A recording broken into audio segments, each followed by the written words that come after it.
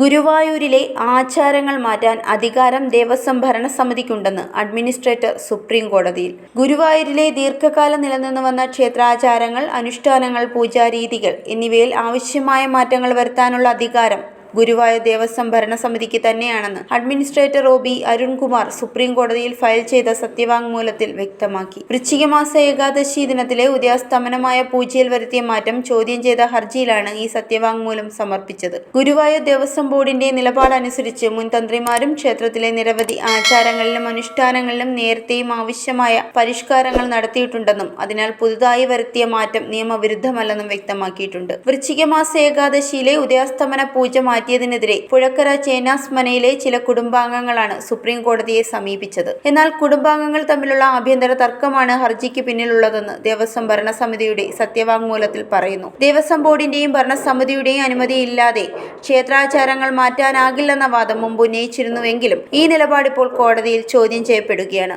Zag news, Thiruvananthapuram. നേരിന്റെ വാർത്തകൾ നിങ്ങളുടെ വിരൽത്തുമ്പിലെത്താനായി സാഗ് ന്യൂസ് ചാനൽ സബ്സ്ക്രൈബ് ചെയ്തും ഷെയർ ചെയ്തും ഒരു ശരിയായ മാധ്യമ നിലപാടിനൊപ്പം നിൽക്കാൻ ഞങ്ങൾ നിങ്ങളെ ക്ഷണിക്കുന്നു.